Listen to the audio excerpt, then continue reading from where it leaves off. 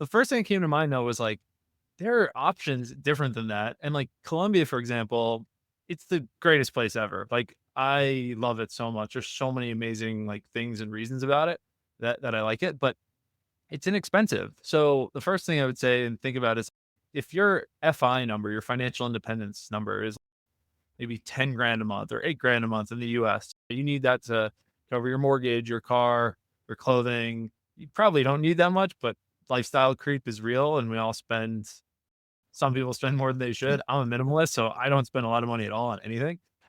But anyway, like in Colombia, for example, or other parts of the world or country, like you could probably be like financial independent on maybe like 2000 a month. So your bar is much lower to actually achieve that. And that's like the first thing that came to mind of like, how do I achieve that? Welcome to the She's Got Assets Real Estate Investment Podcast. I'm the host, Shona Lepis. Follow along as we unpack and demystify real estate investment strategies through expert interviews and personal experience. From how to find off market deals to creative financing to long term and midterm rentals, we aim to educate and inspire others to gain financial freedom and generational wealth through real estate.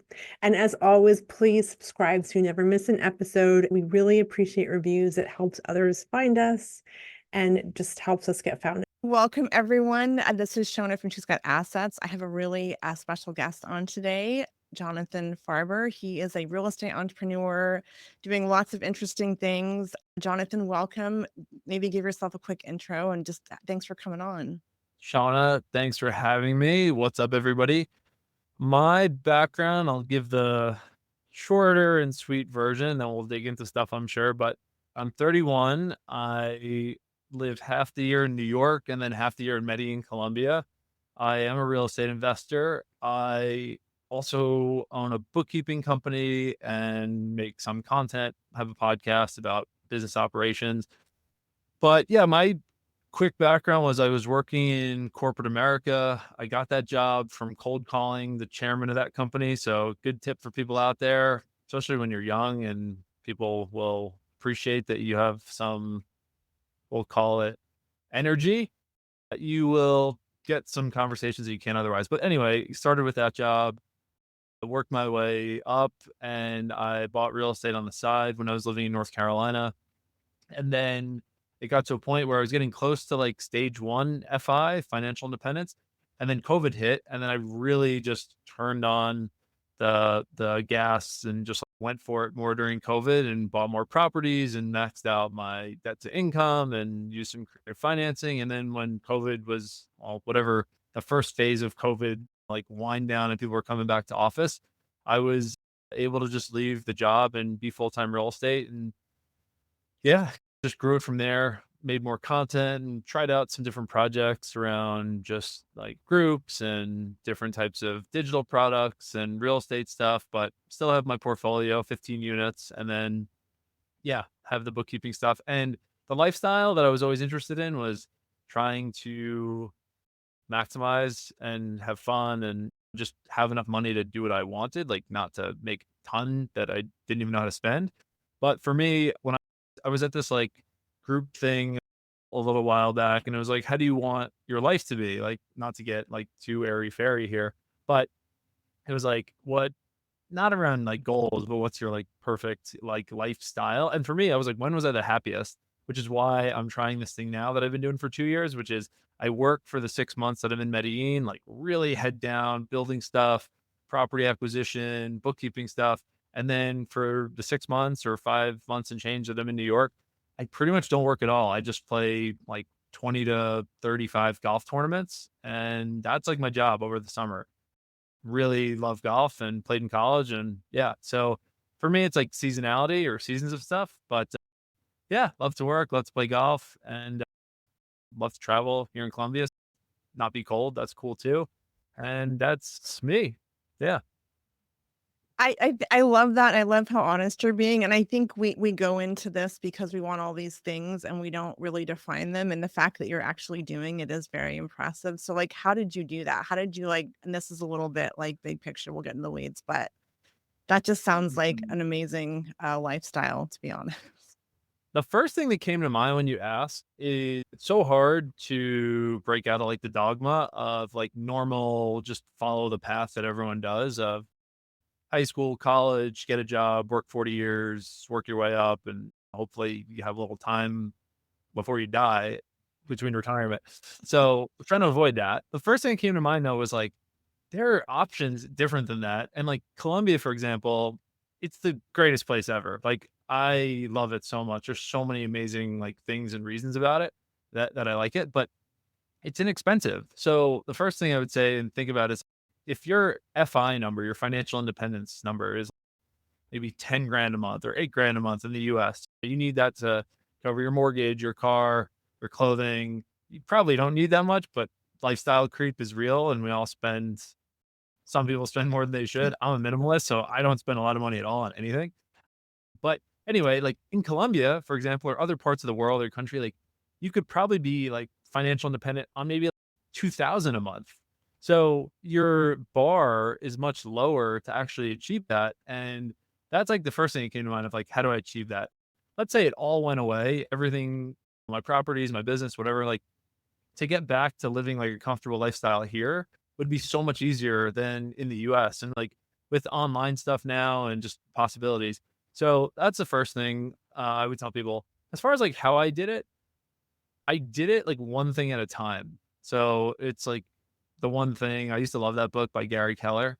Like having a goal, a target, and just focusing on that and prioritizing that is like the way. So for me, it was like I just wanted to add one or two rentals a year and then it starts to snowball.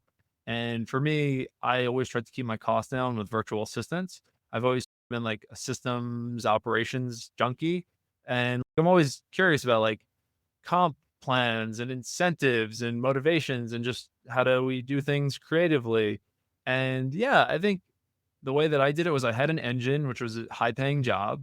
It wasn't that high paying a job, but I was in sales, so I could make money doing what I was doing. It was enterprise software sales. So I had an engine and I was able to use that to invest into something. If someone isn't even into real estate, I assume they're into real estate if they're here, but if they weren't, then they could have a side hustle or build a business while they maybe have some coverage from a job. But for me, I took the money from my job, put it into real estate. That gave me enough like confidence and a little bit of cash flow to maybe take a few more risks. And then from there, I just got some confidence and momentum with it and I kept my costs low. Like I didn't spend more than I needed to in my personal life. I always had like pretty low expenses. And then I would use virtual assistants for leverage on things and systems on things. If it was cold calling or deal acquisition or analysis or property management, that's how I was able to do stuff and not have my costs be so high.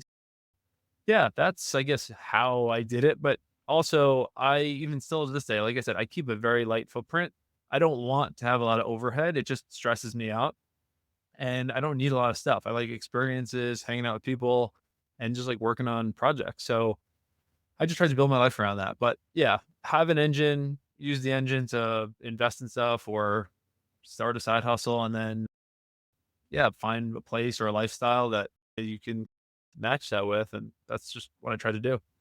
I love that. So I have to ask, a couple of years ago, would you ever thought you'd be where you are now? Did you have this like huge vision or was it like, cause That's oh, I think about that a lot. hey there, savvy investor.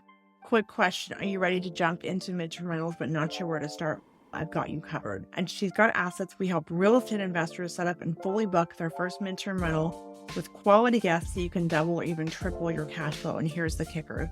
We dive deep into marketing strategies, including how to tap into the lucrative niche of getting insurance leads for displaced families. These are long-term stays that can really boost your bottom line without all the hassle and regulations of short-term rentals. Sound interesting? Head over to shesgotassets.com/MTR and get all the details. And if you're new to real estate investing, we've got something just for you. Check out our REI Playbook course where we teach you how to snag your first investment property by finding off-market deals without cold calling or door knocking. We'll even walk you through creative deal structures like owner financing and how to leverage what you've already got. You can find all that goodness at shesgotassets.com/REI. Oh, and one more thing, don't miss out on joining our free She's Got Assets community. We've got a ton of resources plus weekly live streams where you can dive deep into strategies to help you succeed. You don't want to miss it, trust me. Hop into the community at jonathanfarber.com/network, and let's get you crushing those real estate goals. All right, back to the show. Like, I'm actually not a big goal setter. It always makes me laugh when people are like, you can't hit a goal if you don't know what your goal is. I'm like, I plenty of people do. And like Steve Jobs didn't try to build $1 trillion company. Like he just wanted to make cool stuff. I think that's like kind of the person who's saying that, they're probably trying to sell you something on like goal setting, just transparently here. But like for me, I like short-term sprint goals and like my goal change the goals change and my plan changed. Like originally I was like, oh, I want to be Grant Cardone. Then I had friends that were like syndicators and they had tons of investors. They were complaining about it constantly. And I was like, I don't want that. I think having a direction and a vision is good. A lot of my goals are a lot more around activity metrics and 90-day sprints and just having one target for 90 days. And then if it's not good, we pivot. I think at the beginning, it's better to try multiple things. Like bookkeeping is a good example. Like when I was going to start bookkeeping, I was like, I don't know who my client is, but I'm going to try a bunch of different people. It could be contractors, service providers, real estate investors, and I'll see what sticks and what's the easiest and what's the coolest client who pays the most. And we'd all be happy that way. But I wouldn't have known that without trying. And then, by the way, it's still very affordable, but some people just have more discretionary income. I just feel like I need to say that. But Mhm. like I needed to try it. And if I would have just set the goal of I'm only going to do this and this type, yeah, I have always been like ambitious to do stuff and reach out to people. But for me, I don't really like to set goals for longer than a year. And then I just reassess constantly. Like the 90-day sprints, I think I got that from like the 12-week year, which is another really good book. Instead of 12 months, 12 weeks, and you can have like more speed to stuff. But yeah, it has changed a lot. But yeah, I like shorter goals. I find that really refreshing, actually. It's like, we set these really crazy goals, like 100 doors. Like, why do you want 100 doors? Like, what? And they're just these just numbers we hear. And I like the seasonality thing too, because it feels more organic versus like a quarter. I don't know. It just feels more like life goes in seasons. I do want to get to the businessy stuff, but I just think like I have to ask, do you have a place in each location? That's like the mom part of me, like the logistical thing. Sorry. Like, how do you Totally get navigate it. that? So I thought about this a lot and I thought, what is like a simple version, a complex version? What is like stroking the ego? If I do, I get to tell people I have places in all these different places for me. And then there's a financial aspect of it. So for me, I decided I was going to rent. I was going to rent furnished places where I lived. And operationally, it just made life a lot easier that I wouldn't have to buy and sell furniture. I could travel extremely light and I wouldn't have to worry about like just the ops of like ownership. Like I own real estate, but I actually think I might rent for the rest of my life. Like I love being able to just call someone to fix something instead of me having to like deal with it. Who the hell wants to do that? And people are like, no, like owning is the American dream. Yeah, maybe. But like, who told you that? Like, why? I, so for me, and I can't give like a full tour, like this apartment here in Colombia, it's the nicest apartment I could ever want and live in. It's amazing. It's like a beautiful building, all the amenities, furnished. The furniture is super high end. Like this, I pay 20, a little like just over 2,000 a month, and it's everything I want. And then in New York, I rent something also furnished in Long Island for 2,500 a month. So yeah, I could put that into a down payment. And I could do the math and all that, but it just there's a part of me that I value simplicity and like lifestyle, like quality of life and operations. I did try to buy something here last year, but it just didn't work out. Like we were negotiating for a few months and it didn't go. But so I rent in everywhere I go and usually furnish rentals and maybe that'll change. But I don't know. Also, like in most places that I find right now, the rent ratios to buy are are not as good. Um, I don't I'm happy like just renting nice places. So that's just me for now. Yeah, no, I appreciate that. I feel like I'm always fixing. Yeah. I own a house. I'm like, I wish I could call my. What was that? No, I find it's like scar tissue because I own places. I'm like, know what goes into owning it. Most people, I feel like when they buy even not a rental, but their own home to live in, like they don't factor in like a water heater going or needing a new roof or replacing windows. There are a lot of benefits and like net worth, benefit to owning, but there's other stuff to think about also. So yeah, it's just little life calculations. Yeah, no, I love that. Okay, so there's so many places to go from here.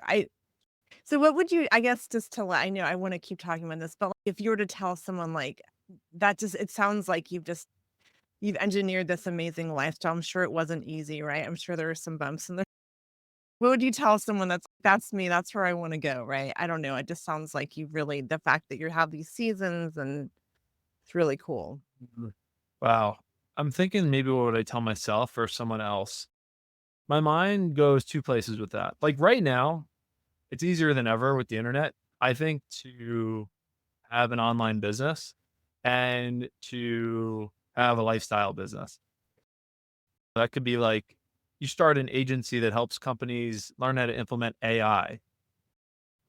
Spoiler alert, that would be an amazing business right now. If you found 5 clients that pay you 2 grand a month or 1,000 a month, like you could have a lifestyle you like and you have 5 clients, you have to do a good job for them, but you don't have a boss that can take it all away from you at any point. So that's the first thing I would say is that is doable. And also if I wasn't like entrepreneurial as a kid. I wanted like something stable. So that's why I always go back to then you can get a job for the coverage and then you can build the side hustle and you can do something like this. Just because I feel like people always wonder, like insurance is not the reason to stay in a job you hate. Okay. Like if you guys pay like 300 and something a month for insurance, I have amazing insurance. I have global insurance. Okay. Now, yes, I'm single and 31. Maybe it'll go up in time, but like you can figure out insurance. If I hear one more person say to me, no, what do you do for insurance? I can't, I'm like, dude, like your whole life is not happy because you don't want to take a few hours to figure out insurance. Listen to yourself here. Let's snap you out of this. But yeah, I think so remember what I said before is like, I'm not a big like goal setter, but I do think having like a plan and some concept of like, what you want your life to be, that I've found to be effective. Instead of like I want 100 doors or 50 million, who gives a Hmm. damn? But if it's I want to be able to have a certain quality of life and work X number of hours, or if your goal is I like these type of goals, a very like tactical goal that you back into. That it's like, okay, I want to drive this car, live in this type of apartment, have this golf membership. That's gonna cost me like 8 grand a month. Okay, then let's back into a way to get to that instead of just like, a goal for no reason. But so I would say, yeah, like having an idea of it, but if you're not entrepreneurial, I would still say get a job and then you can build a side hustle on the side. Or if you're listening to this and you're just ready to kickstart something, it could be like you could do video editing for people on the side. And again, you don't need to know how to do video editing. You could learn with AI tools, or you could learn how to do ops on AI stuff. Or if you learn sales, back to what we were talking about before this, Shona, like you could become a high ticket closer. You could find influencers on social media and say, "Hey, I'll do your closing for you. If you're not good at sales, you don't like it, just give me 10% or give me 15%." People will say yes to you. People don't like sales. So if you can learn a skill, that's a high income skill, sales, and you can do it for other people and then you can have your own product. That's what I would say is there's skills you can develop and you can start just asking people for money or tell them you'll do it for free and then you'll be able to work your way up to getting paid. But then if you're not that vibe at all, you can get a job and then you can have a little more runway to do it. So yeah, I guess that's how I think about it.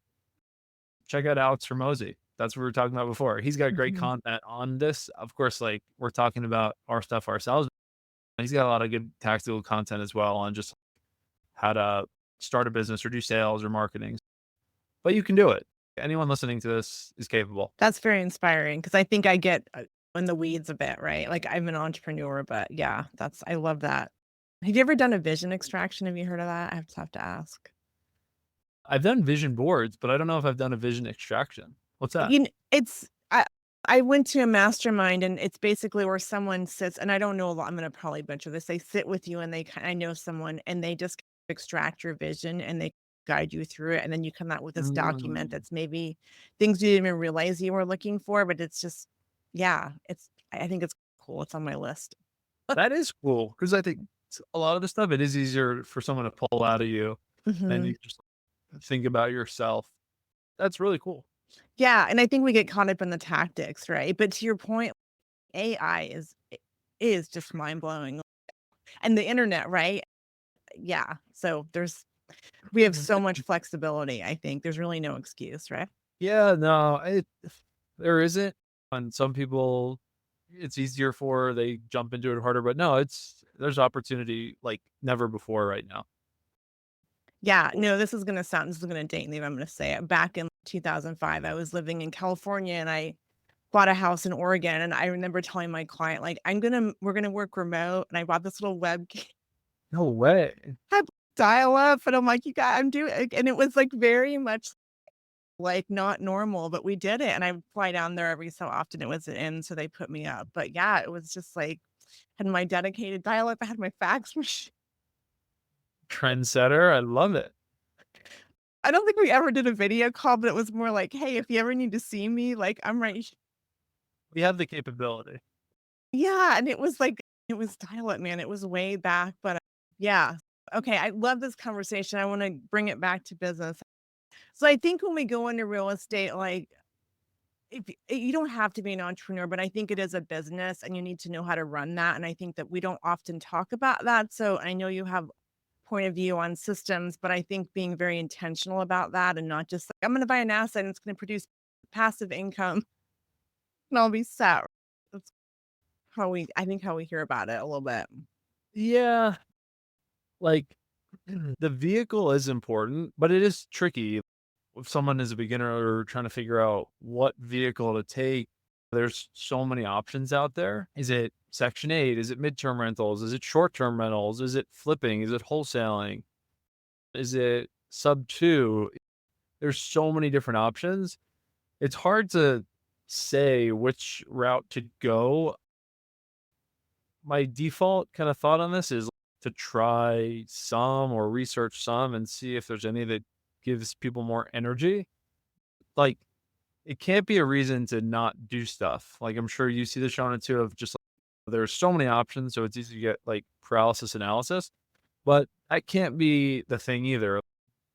That's why I really like picking stuff and trying it and being only dedicated to that and then giving it up or going further with it. But yeah, I mean, with any of them though, I'll say the beginning is the hardest part.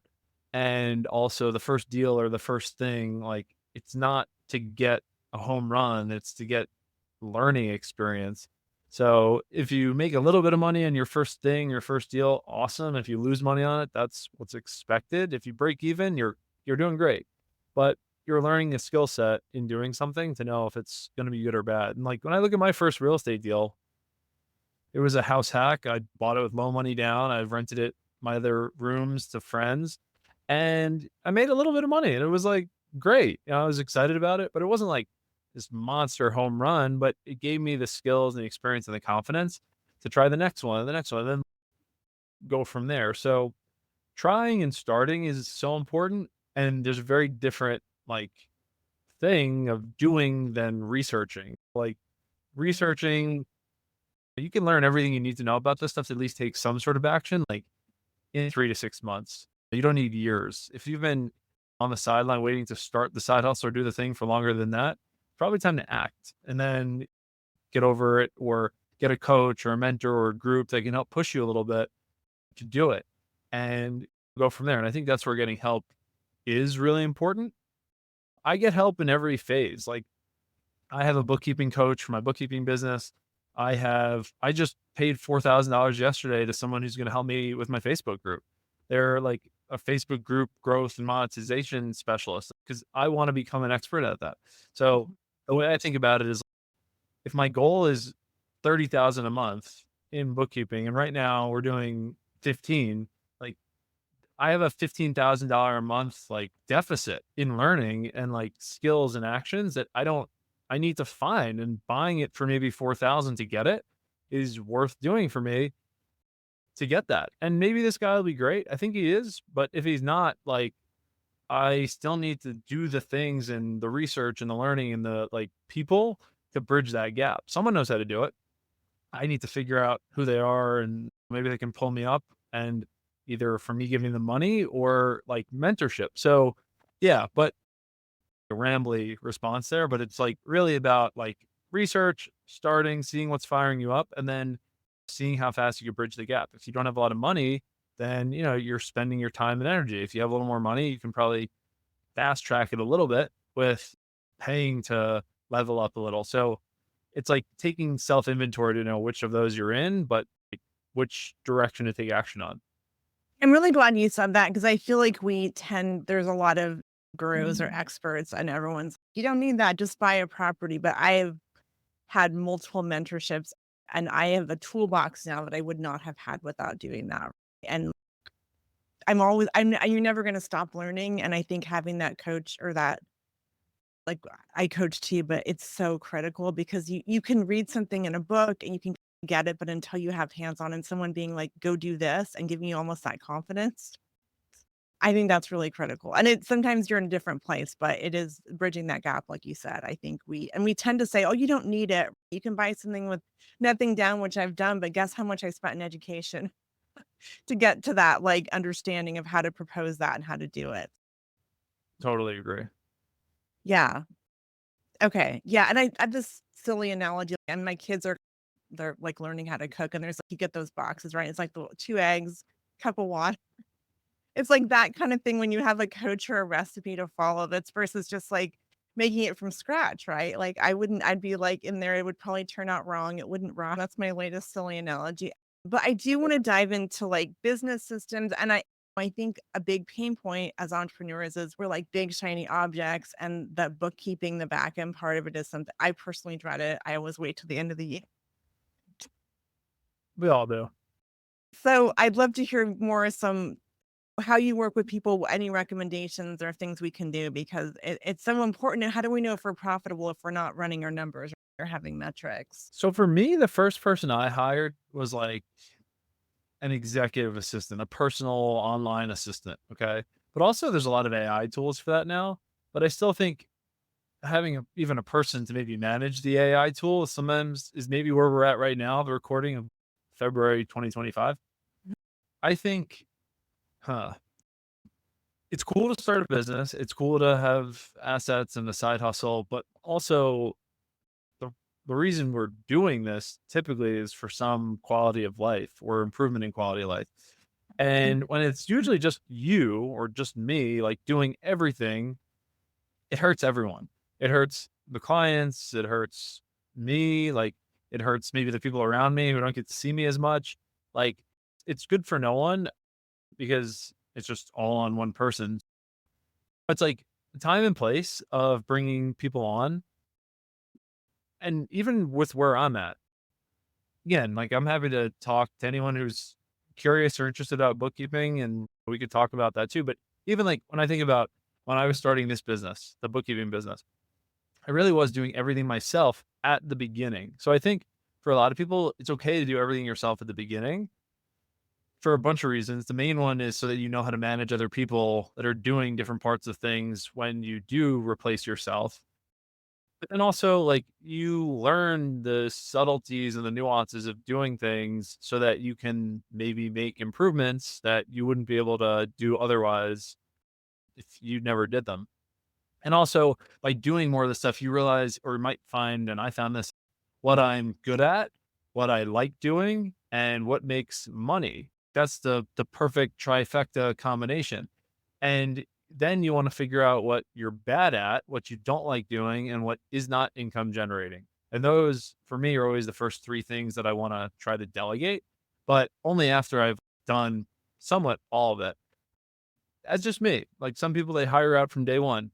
But so yeah, that's how I thought about it and do it. We could dig into like people operations of hiring and managing and like what I think some of the easy tasks are to start with. But Mhm. like for me, I was doing everything. And then I just looked at those 3 buckets of what doesn't generate income? What am I bad at? What do I not like doing? One of those things for the purpose of this conversation was bookkeeping. I'm like, I'm good at relationships. I'm good at content. I'm good at sales. I'm good at marketing. I'm good at vision. I'm not good at like spreadsheet, like administration work. It doesn't make me money. I don't like it. And I'm not good at it. So like to have the ego to think someone else can't do it better and cheaper than me, that's important. But then also, I think a good way to think about it for people to justify it is once you, I do think this is important to get an idea of what your dollar per hour like value is. Mhm.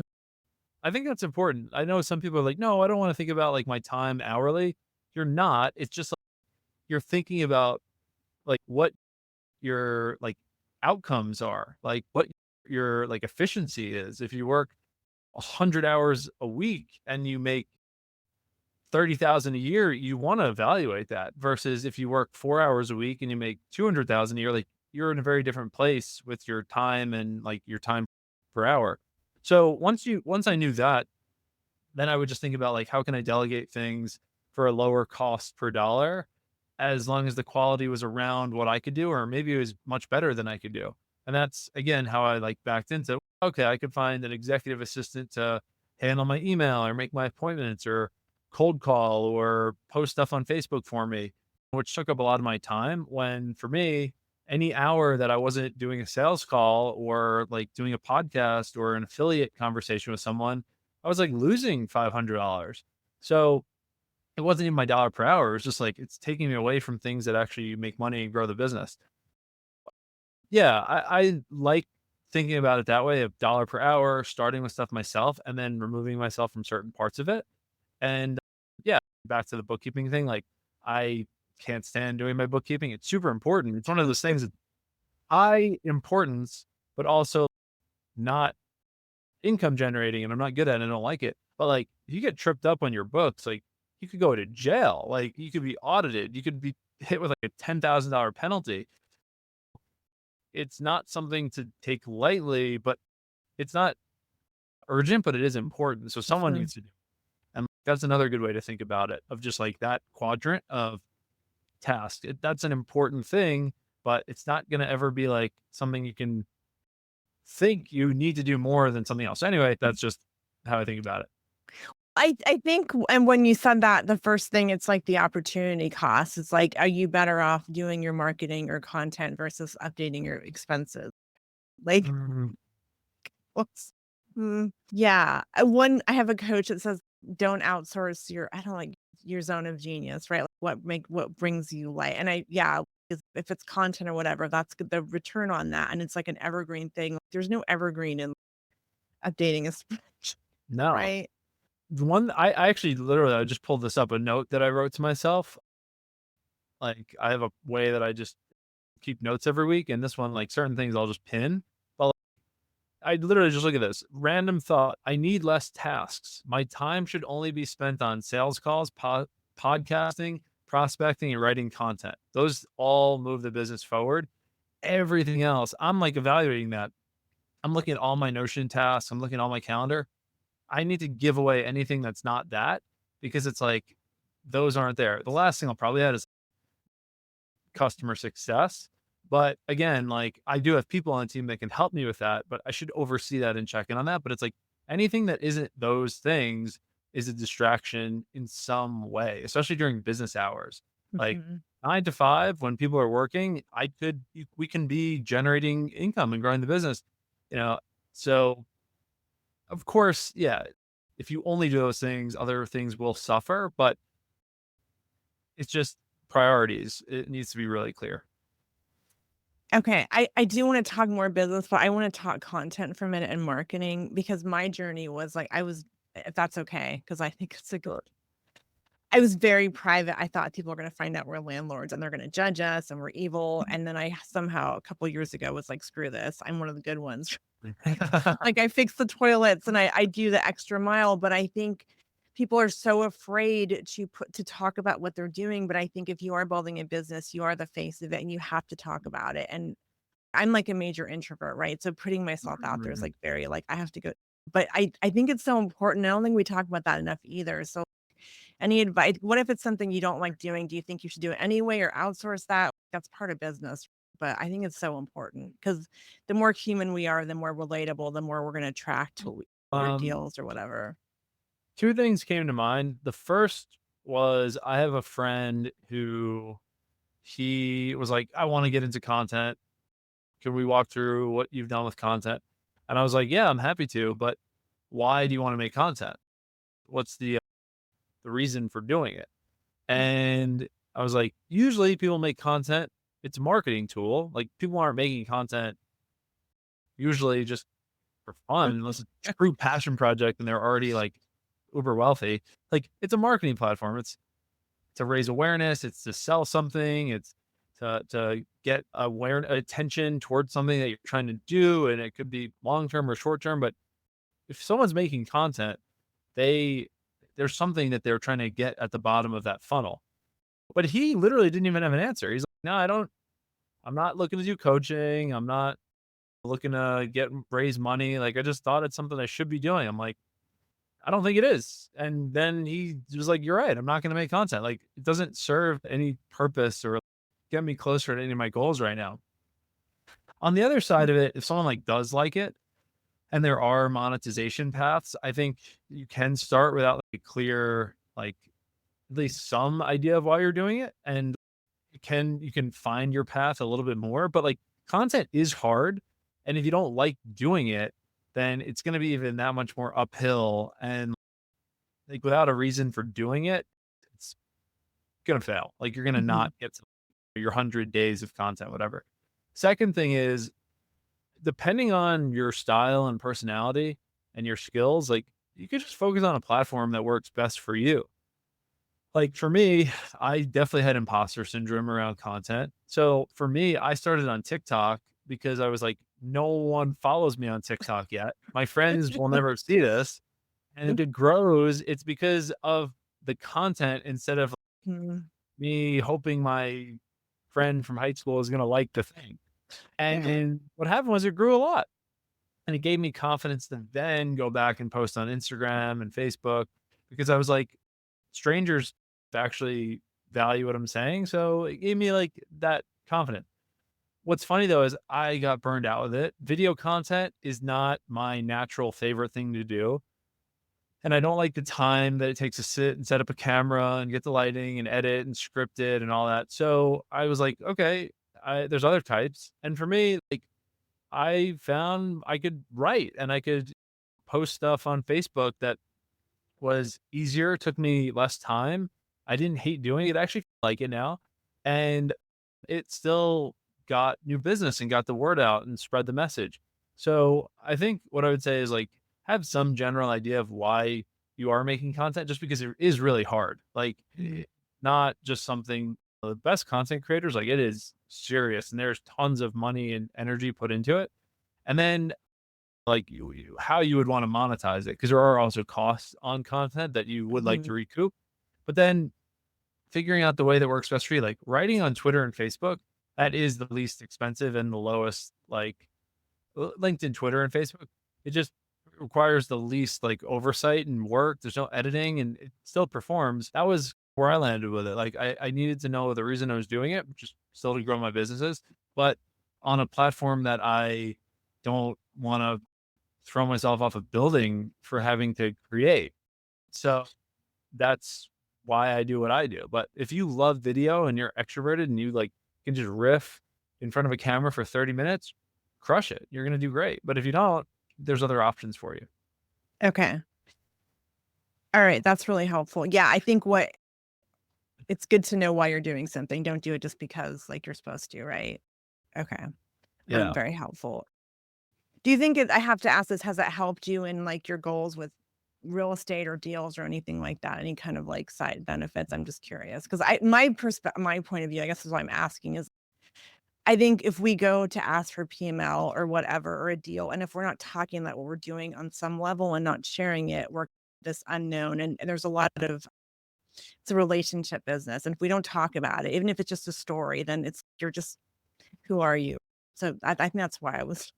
A little biased. I do think there is a real part of it now and only more in the future that like if you have no online presence, it's going to be harder for people to work with you because a lot of reasons, but it's if I think people think about it now, if you don't, it's almost like what are you hiding? Or it's you might not know as here's the other thing too that's funny. It's like the person who's a content creator around their business might know 50% as the person who's just an operator, but like they're the best kept secret then. So no one 50%, but you're like getting the message and word out.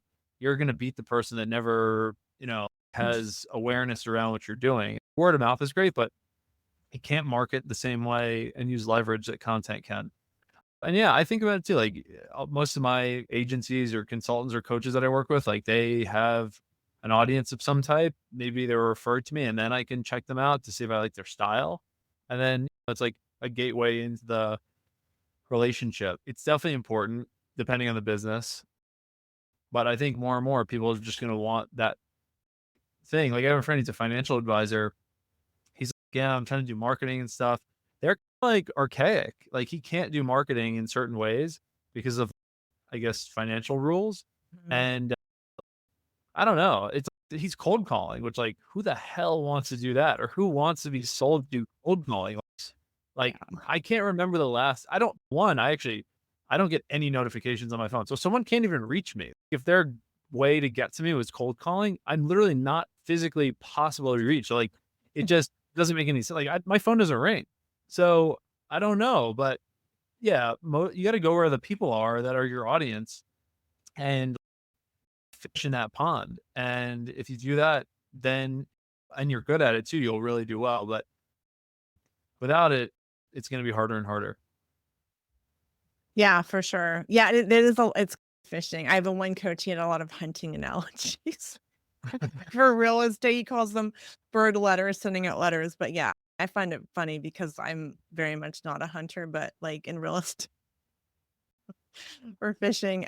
Okay. So I want to circle back to systems and maybe more bookkeeping stuff. Like, how do you know when to outsource that? Because I think I don't know who doesn't struggle with that, frankly, unless you just love it.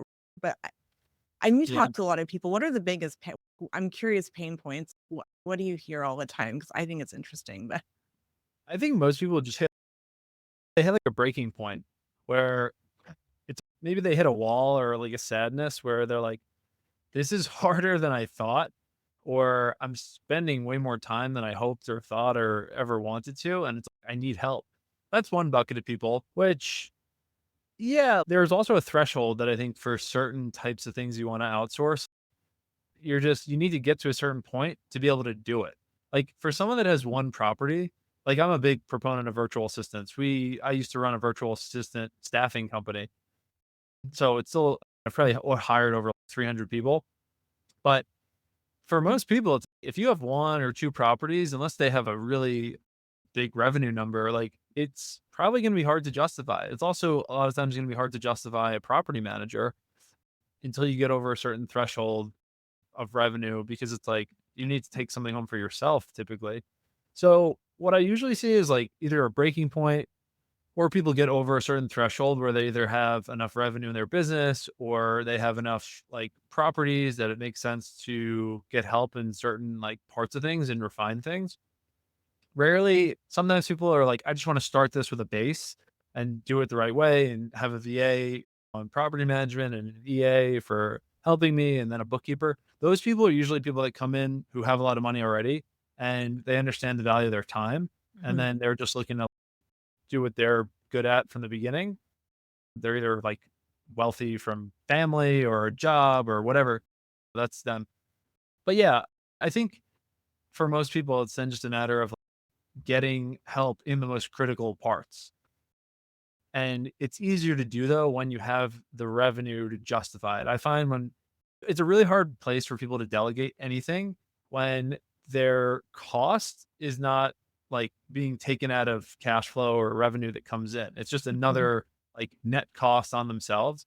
Like that used to be a really hard sell when I would talk to people that had like, four or five properties. They weren't making a lot of money, but they wanted a VA to get themselves out of it. And it's they couldn't afford a VA, but also they weren't happy with their business. So it's tricky. You want to either just take the leap of faith and know that you need to invest in stuff to get yourself out of the bad part, or improve the business enough to have cash flow to then be able to put money back into it.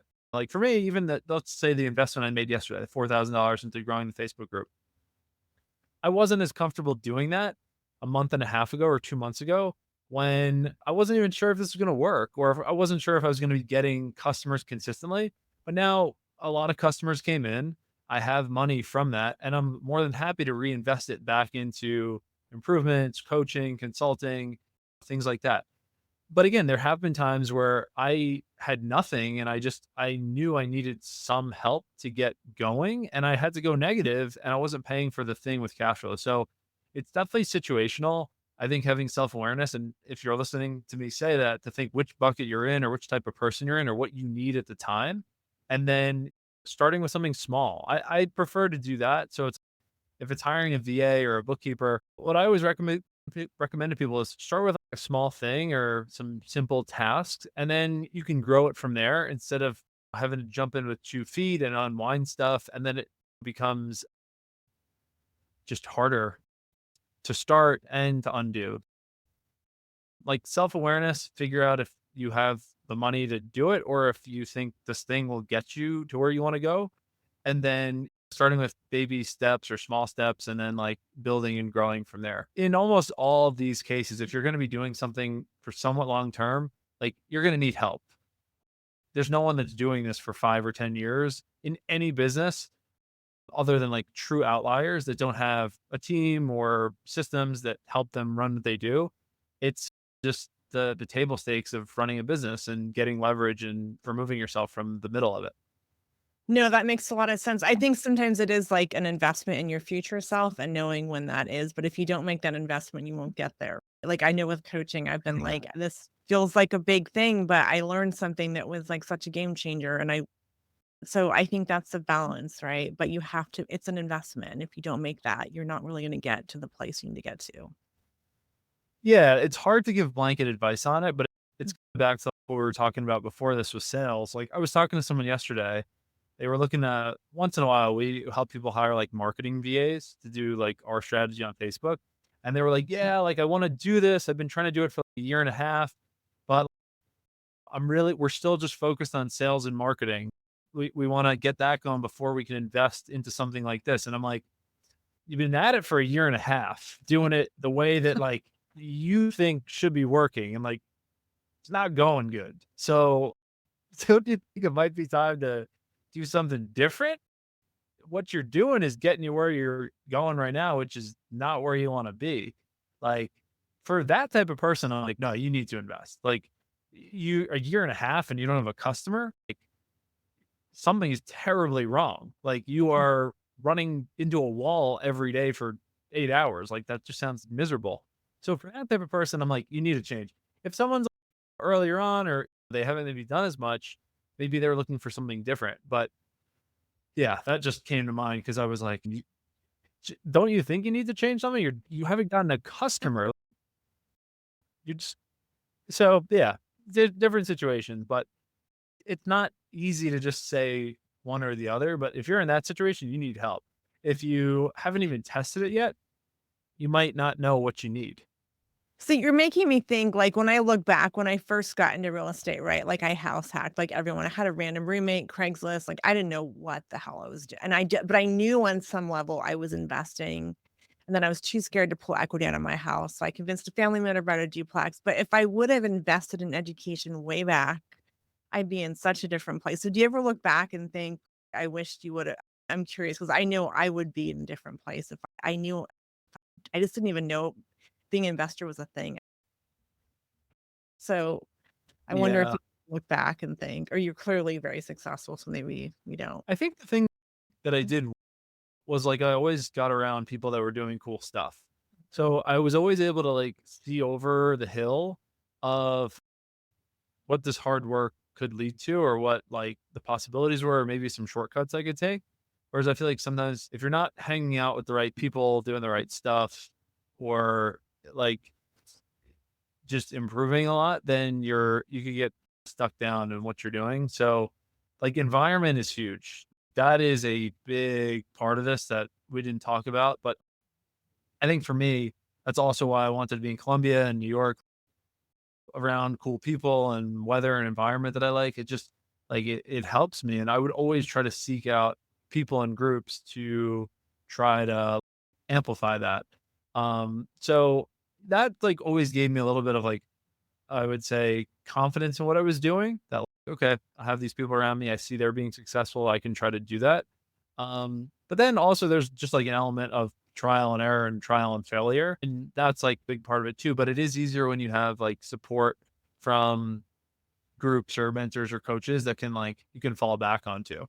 And you can get it a lot of different ways. But that was something that like when I look back, it was really a lot about people. I was not operating in a silo. Like I always had people that I could call or ask or listen to about how to handle certain situations because I didn't come from like a real estate family. So made things easier for me. But there's always struggles. There's not, it's like that like entrepreneur path of whatever, like it's not just straight up and to the right. It's like there's most days you're like, I'm a failure. Like, what am I doing here? But then, you get good ones too, and that brings you back. Yeah. Have you read The Gap and the Gain book? Have you read No, that what's one? that? It's called The Gap and the Gain, and the nutshell is as entrepreneurs, that bar is always moving, and we tend to focus on our gap versus the gains we've made, and it's just like reflecting on that. So it's a good one because I think even no matter how successful you are, you're always around people doing bigger and better stuff, and you're always going to feel like I'm not there. Yeah, it's tough. Like, I deleted like all social media from my phone this year, and like, I just realized also I was getting. On one hand, you want to be around the people doing cool stuff and are like good, but also social media is terrible in the sense of you're just seeing like the produced highlights of someone's life. And it's super easy to just feel like you're terrible and you're like way behind and comparing yourself to other people, which like led me personally to just a lot of like negative thought. Mhm. And I just now I only want to use social media. I don't want it to use me or control the way that I think and just feel.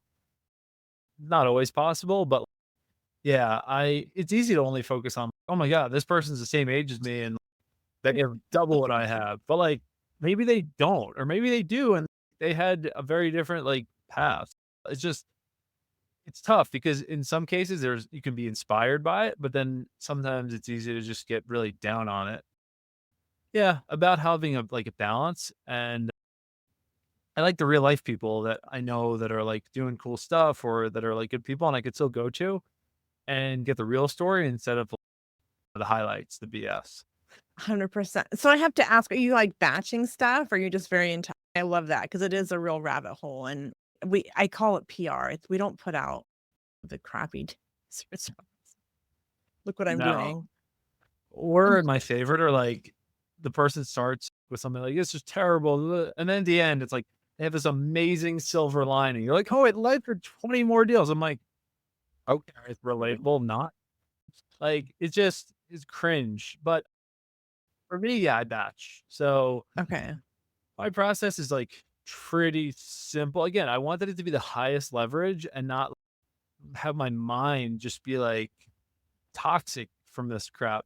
But usually what I'll do is I'll scroll for an hour and then I will script for an hour. So 2 hours a week, I'll get all the content done. And like our content, my goal though, I need to get 6 months worth of content done in the 6 months that I'm working. Same with podcasts. Like I record 48 podcasts in So six you're months and I batch 6 months of content when I'm in Colombia. So I'm almost done with the full year of content. I got really ahead of it this year. But yeah, I just sit down. If I could screen share, it could be cool too. But anyway, like my exact process is I scroll social media, I hit send, I send all the content to a Notion database, which is a swipe file. That's Mhm. all the content I want to model. And then when it's time to script, I just sit down, I open a Google Doc. I have 3 types of content I make: short form, long form, and then like hand raisers to either get people lead magnets or to like try to get customers. And I just try to create in that hour like 15 pieces of written content. So that gets me ahead 5 a week, but I'm doing that every week. And then the only thing I jump back in on is like interacting with comments.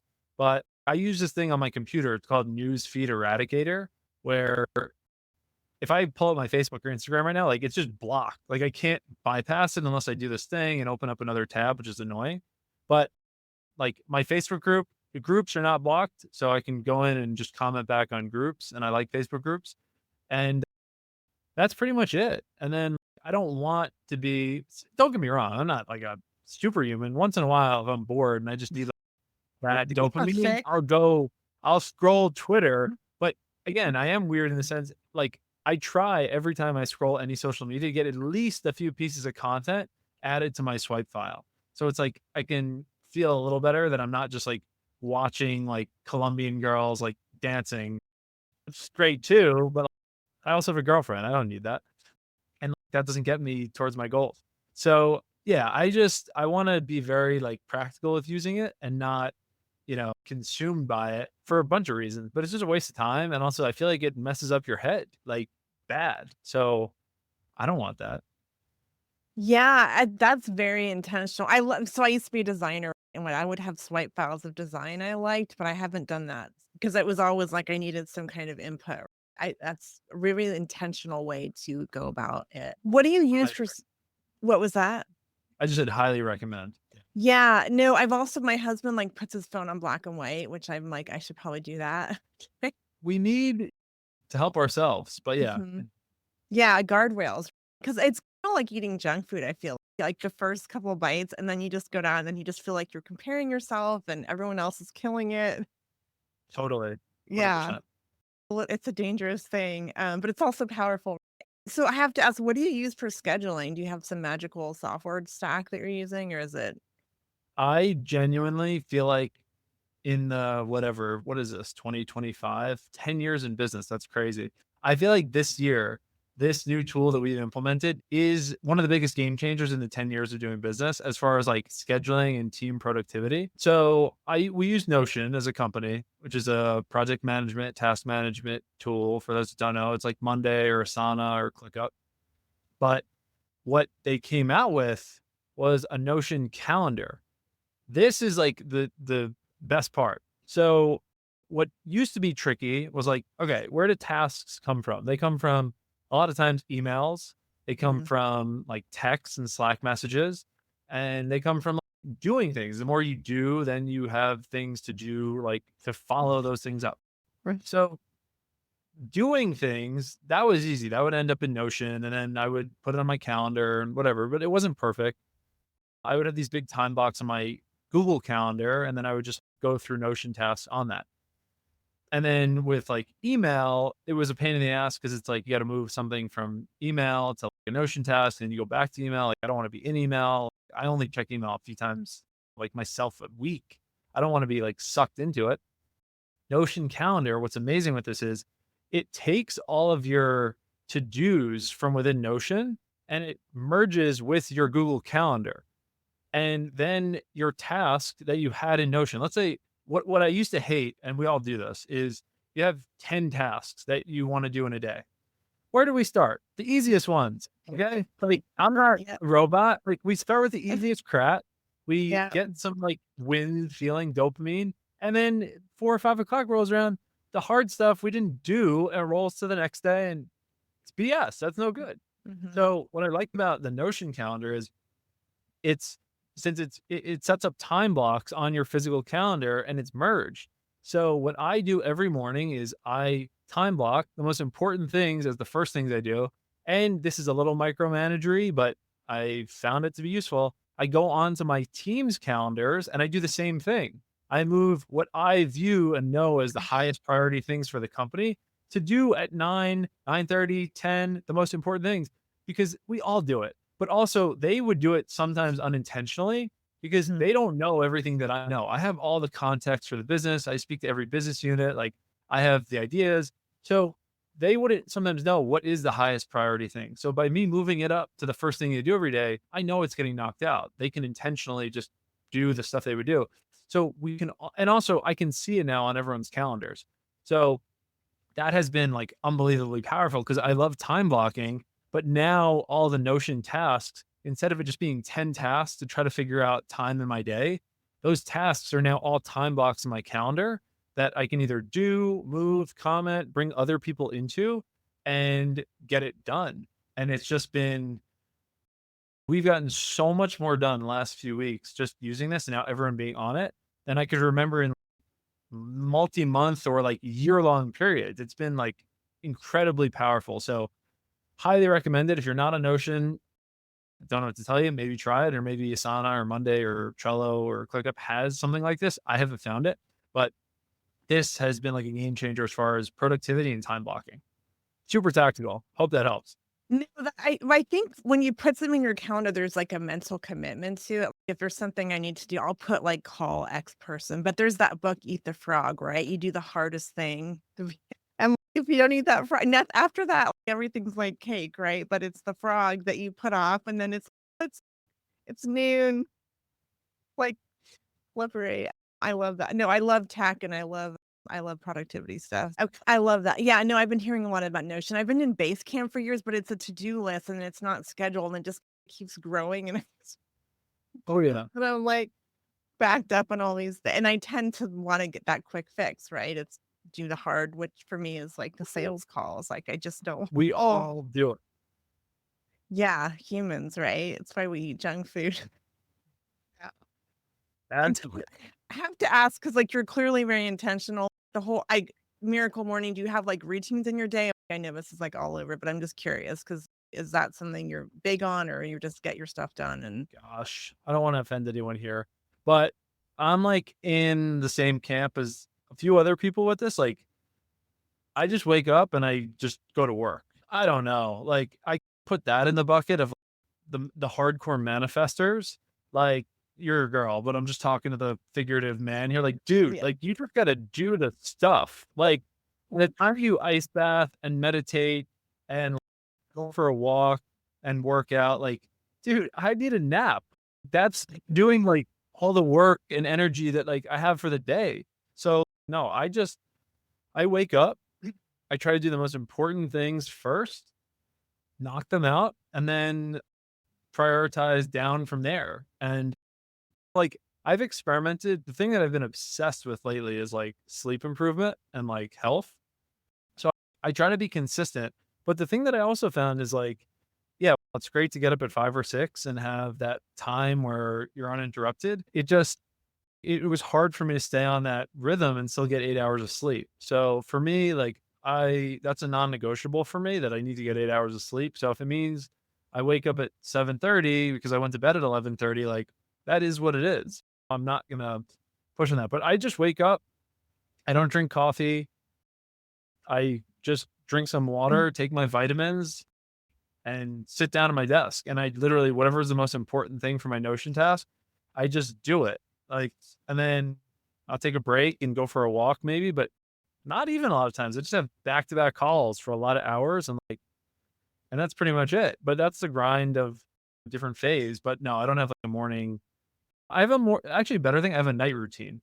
So that's maybe more oh, like, yes. so I like short and sweet here. I was diagnosed with a minor heart condition, but it made me just evaluate like sleep and breathing and like how to just optimize my sleep and feel better during the day. And so for me, like I made a lot of improvements that have made my sleep better. Like I use this thing, it's called the Whoop, whatever, like just to track numbers. But like, I found when I would come back to Colombia because it's at altitude, it's almost like 6,000 feet. My body, my recovery would be terrible. My sleep would be so much worse because it's harder to breathe. So do a lot of things. But anyway, like the things that I have changed, which have made a huge difference for my sleep and just like happiness, is I don't bring my phone into my bedroom. I only read a paper book before bed. I have a tiny little night lamp that just like is good. I stop eating at like 6:30 and drinking. That one was the harder one because like I get thirsty, but then I don't want to have to go pee in the middle of the night. That wakes me up. So stop eating, drinking, weighted blanket, body pillow, I went full psycho here. I put like tinfoil and like blackout shades on my window. So it's like just a black box. And yeah, like I'm trying to be in bed reading at 9:15, 9:30, and then I'll read for maybe an hour and a half and try to go to bed around 11 and wake up at 7. But like, if I eat late and if I drink late and like I don't sleep good, it's just whatever. But that's just the season I'm in right now. In the summer when I'm playing golf tournaments and it gets darker later, like I can't follow that as well, but I'll do the like best version I can. But that then sets me up so then I can just wake up and just get stuff done. I love that because I think that we don't talk about sleep enough, and then I'd like that routine thing. I think because I think in our mornings are our most productive time, and we're spending 2 hours doing all the. It's just that's very productive time. That's very inspiring. Whatever works. If you're crushing it and someone's listening is crushing and doing those other things, rock it. Do it. But for me, I just don't have enough time. Maybe that's an excuse. Maybe it's a limiting belief. But I look at it between the hours of 9 to 5 when the people in my ecosystem are working and my clients are working and I can talk to them. Like I need to be able to be my best and do that and help them. And then if I need to do admin work between 7 and 9 or 5 and 9, that's fine. Then, Mhm. but yeah, there's not enough time for me to do the other like that stuff. Yeah, yeah. I you so you're this is we're in the weeds now. Like I did this healthy eating thing, and it was very much intermittent fasting. So is that kind of what you're doing, or is it more just stopping the? I've done the intermittent fasting. I stopped doing because I'm actually trying to gain weight for golf, believe it or not. There's like a lot of studies that show you if you hit it further, you have a big advantage in golf and gaining weight is a part of that and working out, doing that stuff. So I liked intermittent fasting because also I'm a weirdo, but when I was like when I had to eat all the time, like then I would just it would pull me away from work and whatever. So the longer I waited to eat, the less hungry I'd be. But no, the reason I just stopped eating early is mainly because it's like I tested it and I like looked into it that the later you eat and the later I ate, the worse I slept. And the later I drank, then the more I had to go to the bathroom in the middle of the night. So I just didn't want to have to deal with that. Okay. Okay. Interesting. Yeah. I don't eat till 11 now and I don't get hungry. If I used to think I had to eat breakfast, and now I'm just like, I just drink coffee. Okay. I have The one more body what was that? body adapts. Yeah. Malleable. So I had this is like another just random if you want can humor me. Like I've never learned golf. I feel like all the boys play golf. I'm like, we are a member of this private golf club. Like I just it's on my list, but not. Do you think it's worth learning? Is it good for business? Because I feel like everyone was like this networking thing, and I just don't have that tool in my I'll networking. say if you don't hate it, it can be awesome for a lot of reasons. Like it's nice to just be outside and be in Mhm. nature and like you get time to develop relationships with people that there's no other real good excuse to spend like 5 hours with someone. What are Yeah. we doing 5 hours in another setting? So you learn about people, you build relationships. But like, if you just hate it and you get no satisfaction out of trying to get better, because it is very hard, then I would say you can be way productive without it. And it does take a lot of time to get better. But if you want to get outside and you can embrace like learning it, then yeah, there's a lot of people to be met and business to be done. And it's something that I'd say is a big net positive for me. It's not only because I do enjoy it. If I didn't enjoy it, I would find other ways to like make up for any of the gains that I'm making business wise through golf from other stuff. Okay. Yeah. Yeah. No, it's been on my list, and there's this. It's this beautifully manicured golf course. It's just like every time I go there, it feels very like peaceful and yeah. So it's on my list. Thank you. Okay, I guess we can go on, but let's wrap it up. So we didn't get to all the things, but this has been fun. So I would like to ask everyone, or is there anything you would add that we didn't cover as far as bookkeeping or tools or anything that we didn't cover that you want to?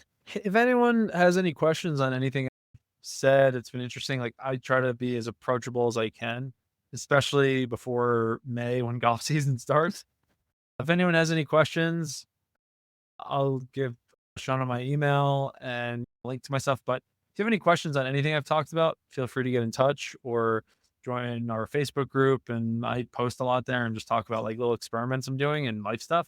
And yeah, bookkeeping wise, if you don't like doing your books, if you're looking for an affordable but quality solution, get in touch or just happy to answer any questions if you want me to do a call with you and walk through how I do my bookkeeping personally. And it takes me about 30 minutes a month.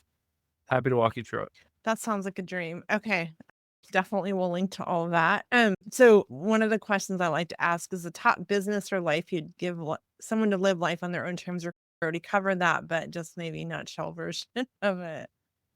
Let's see. I think a big one, it's more of a little bit of a higher level thing, is I think this might be the best life advice I ever got, which was not listen to people who aren't either doing what I want to be doing or doing much better than me in general, which is hard because it's easy to take advice out of convenience instead of impact. Mm. Our parents love us and our friends love us, and usually they want to see us do good. Sometimes they don't want to see us do better than them, good in general. But it's hard because we're thinking these are like the people that know better or they have our best interest in mind. But a lot of times it's like it's all they know, or they're thinking they're helping us when they're really hurting us.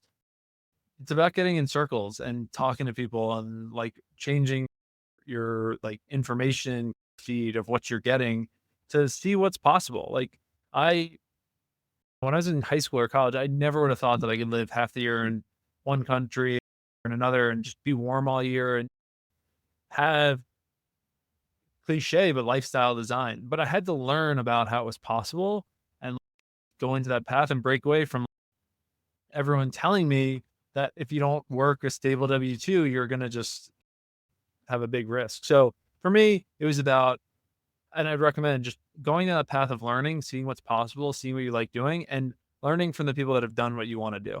That's, I think, the biggest. Very good advice. I love that. Because I think we're so risk adverse, or some people are, but really anything is possible. Just, yeah. 100%. Okay. Thank you. This is a silly one, however you want to take it. Your superpower and how you use it in business or life. My superpower in business or life? Mhm. I don't know. I don't really think that way. I think I'm pretty normal and average, to be honest. So maybe someone could take it as if I can do it, they can do it. But I think two Mhm. things I'm decent at are focusing on one thing when I do focus on something. And it's like just going at that with all my energy, which usually leads to outsized returns for whatever I'm doing at that time. And then delegation.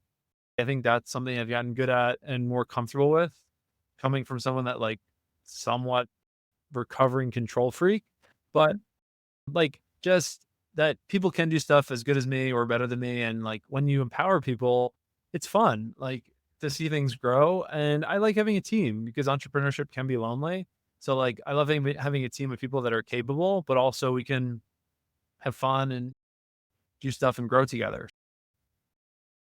Yeah, I'd say focus and then delegation. I would call it superpowers. Own it.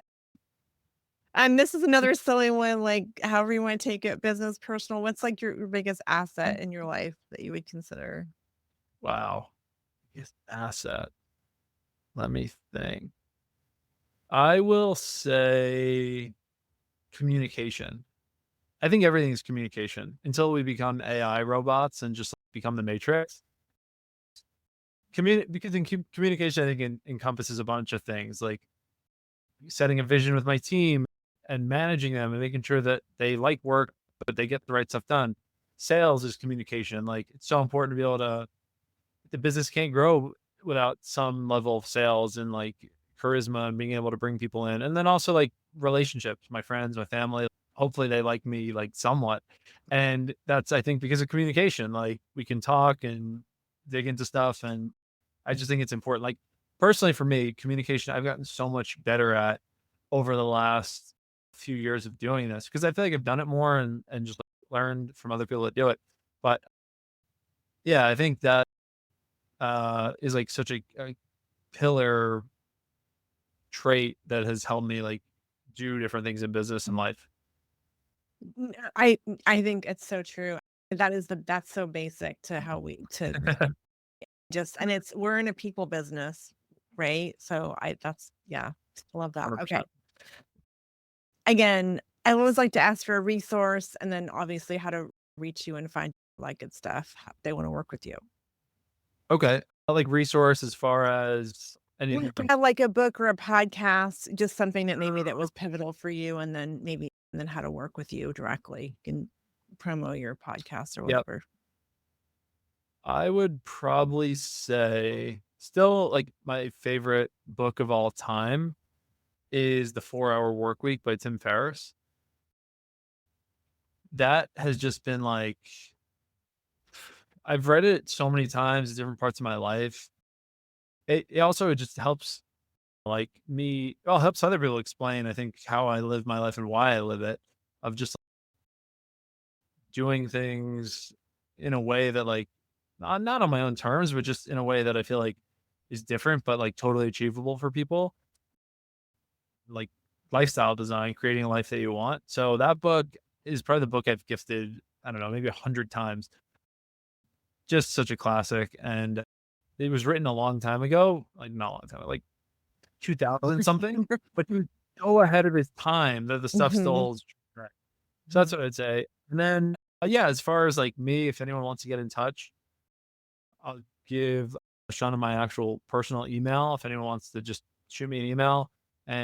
But so Facebook is probably the main way, either just messaging me on Facebook, friending me, or joining a free Facebook group we have, or just shooting me an email. And if anyone also wants to just talk to me, I'll give a Calendly link if anyone wants to ask questions or book a call. It will be me. It won't be like someone on my team, at least for the next few months. And then maybe it'll be someone else for that period and then me again. But yeah, email, Facebook group, shoot me a message and I'll see it. That's very generous. I wanted to underscore what you said about reading books. Again, I think sometimes we read a book and you don't just Mm. read a book once. You get something different out of it. So I love that you said that. The first time I read that book was in corporate. It like didn't land with me at all. And then I read it a little later and it was like, whoa, okay. So yeah, 100%. Yeah. Jonathan, this has been really fun. I think I have to have you back. Thanks for the generous. I'll link to everyone to all your stuff, and thanks for coming on. I really appreciate it. This was really fun. So thank you. Thank you so much for having me. It was a blast and look forward to a part two and look forward to chatting with you on mine. So that'll be great. Yeah. Awesome.